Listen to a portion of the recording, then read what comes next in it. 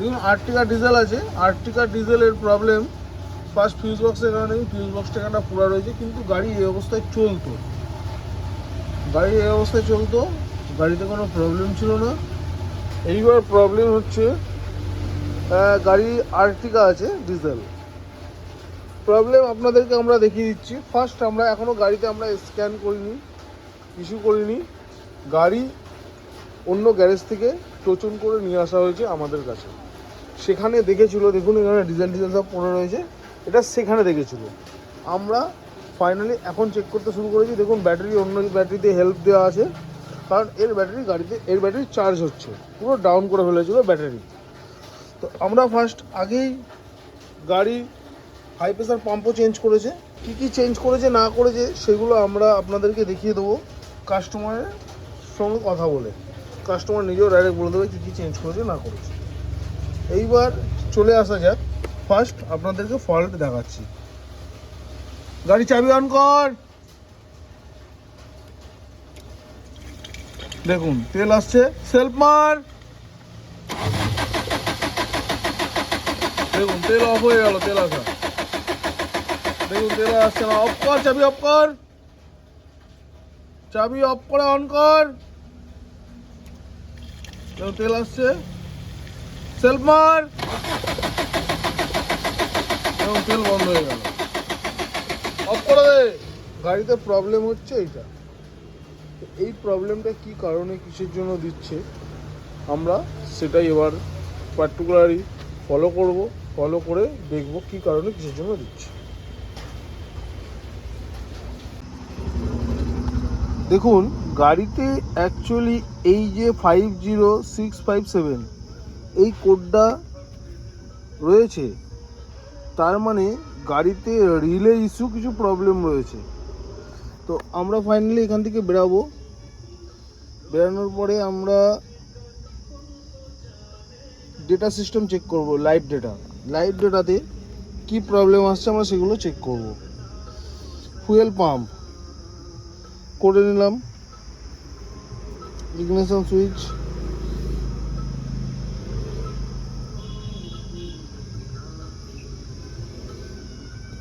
Engine speed sensor,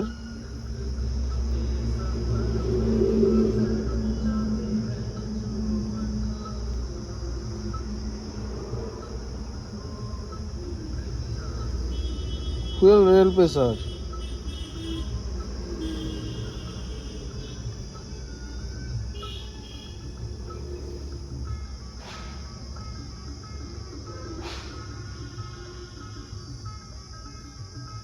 ওকে, দেখুন আমরা self মারছি গাড়িতে,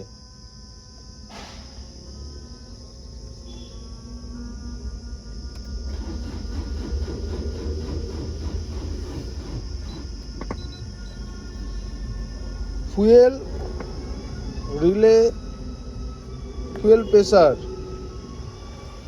ফুয়েল পাম্প অ্যাক্টিভ দেখাচ্ছে, আবার নট অ্যাক্টিভ দেখাচ্ছে। এবার দেখে নিন আমরা ফিউজ বক্সের এখানে প্রত্যেকটা জিনিস।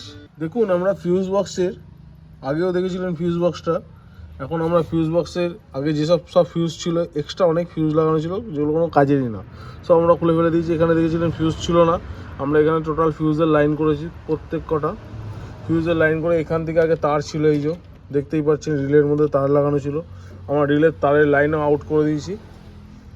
আর গাড়িতে যে প্রবলেমটা আগে হচ্ছিল সেই সিমটম আবার আপনাদেরকে দেখাবো যে সেই সিমটমটা আবার গাড়িতে হচ্ছে নাকি। তারপর আমরা গাড়ি সেলফ মেরে স্টার্ট করব। আগে ফাইনালি গাড়ি চেক আপ করবো, চেক আপ করে আমরা সেলফ মারবো। দেখুন গাড়িতে চাবি সুইচ অফ আছে, এবার আমরা অন করছি। অন করে চাবি সুইচ, দেখছেন সেলফ মারুন। দেখুন এখন সেলফ মারছি, মারো সেলফ মারো। দেখুন সেলফ মারছি আর গাড়িতে তেল আসছে, পারফেক্ট। অফ করে দাও, চাবি অফ করো। তো এইবার গাড়িতে সেলফ মারলে তেল আসছে।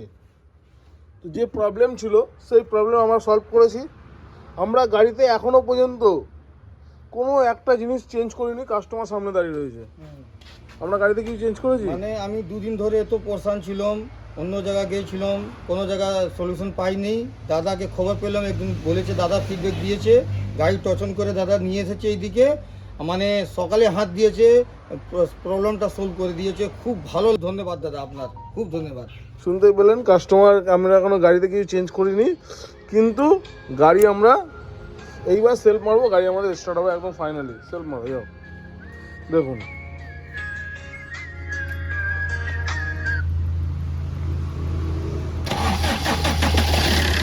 গাড়ি স্টার্ট।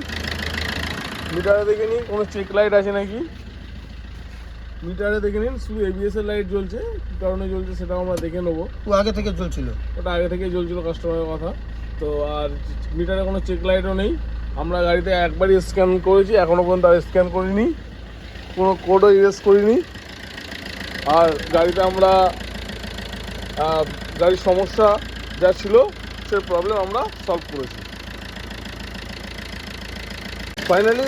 এর আগে যেই গাড়িতে কাজ হয়েছে, হ্যাঁ ফাইনালি এর আগে গাড়ির কাজ যেই গ্যারেজে হয়েছে, সেই গ্যারেজে গাড়িতে হাই প্রেসার পাম্প চেঞ্জ করে ফেলেছে, হ্যাঁ কিন্তু গাড়িতে কি প্রবলেম না প্রবলেম দেখে আগে হাই প্রেসার পাম্প চেঞ্জ করে লাগিয়ে দিয়েছে, হ্যাঁ তাতে গাড়ি স্টার্ট হয়নি। এই লোকসানটা কিন্তু কাস্টমারের হলো। হ্যাঁ যে কাস্টমার হয়তো এই পাম্পটা ভালো ছিল, সে সত্য হাই প্রেসার পাম্প নতুন লাগিয়ে দিল। তো যাই হোক, দেখা যাক কী করা যায়, যে যার কাছ থেকে পাম্প নেওয়া হয়েছে তাকে যদি বলে অ্যাডজাস্টমেন্ট করা যায় তো আমরা করবো সেটা। ঠিক আছে। গাড়ি কাস্টমার আমাদের কাছে টোজন করে নিয়ে এসেছিলো, সেটা শুনেছি নি, অন্য এক জায়গায় কাজে দিয়েছিল, সেখানে গাড়িতে হাই প্রেসার পাম্প চেঞ্জ করে দিয়েছিলো, এটা আমরা বলেছি। আর গাড়িতে আরও প্রবলেম যেটা, গাড়িতে আমরা কাস্টমারকে আমরা যে কালকে নিয়ে এসছে, ব্যাটারি ডাউন ছিল, অন্য ব্যাটারি লাগিয়ে আমরা কালকে রাত্রিবেলায় গাড়িতে প্রবলেম পেয়ে গেছিলাম। তো কিছু কারণে ঝড় বৃষ্টি হওয়ার জন্য আমরা গাড়ি আর কাজ করতে পারিনি, যেহেতু কারেন্টও চলে গেছিলো, সেই কারণে কাজ আমি করতে পারিনি। কালকেই আমরা গাড়ি স্টার্ট করে দিতাম। তো আজকে সকালবেলায় ফার্স্ট এসে আমরা আগে গাড়ি, এই গাড়িটাই দেখেছি। দেখুন আগে যেসব কোডগুলো কারেন্টে ছিল সব হিস্ট্রি হয়ে গেছে, এয়ার ফিল্টারের কোডটা হিস্ট্রি হয়ে গেছে, এগুলো ইরেজ করলে মিটে যাবে। গ্লোবাল প্লাগের কোড কারেন্টে আছে, গ্লোবাল প্লাগ খারাপ আছে, হিটার প্লাগ, ওটা নিয়ে অতটা প্রবলেম কিছু নেই। আমরা ফল কোডগুলো সব ক্লিয়ার করে দিচ্ছি এবার, যেহেতু চেক ইঞ্জিন লাইট নেই, সেই কারণে আমরা ফল কোড সব ক্লিয়ার করে দিলাম এবার। আমরা কিন্তু আগে ফল কোড ক্লিয়ার করিনি, গাড়ি স্টার্ট করে তারপরে গাড়ি স্ক্যান করেছি, তার আগে কিন্তু তার আগে একবার স্ক্যান করে খালি একবার ফল কোড দেখে নিয়েছি। আপনাদেরকে বলে দিয়েছিলাম এই কোডগুলো রিলের কোড, তো আমরা সেই ততটাই ঘেটেছি যতটা প্রয়োজন ছিল গাড়িটার মধ্যে। আমরা কাস্টমারকে এরকম নয় যে কাস্টমারকে লুকিয়ে চুরিয়ে কোনো কাজ করেছি, যা করেছি বিশ্বাসের জায়গা রেখে কাজ করেছি, কাস্টমারকে ঠকিয়ে নয়। আর এই নয় কাস্টমারকে হিউজফুল টাকা খরচা করিয়ে দিয়ে আমরা গাড়ি কাজ করতে পারিনি। দেখুন অনেক কথাই বলবে, সেসব কথায় আমরা কান দিই না। তো বৃক্ষ তোমার গাছে নয় ফলে পরিচয়, আমরা সেই ফলই আপনাদেরকে দিয়েছি। গাড়িতে আমরা কাস্টমারকে হ্যারাসমেন্ট না করে গাড়ি আমরা রেডি করেছি, এটাই আমাদের সবথেকে খুশির ব্যাপার, যে আমরা কাস্টমারকে হ্যারাসমেন্ট করিনি।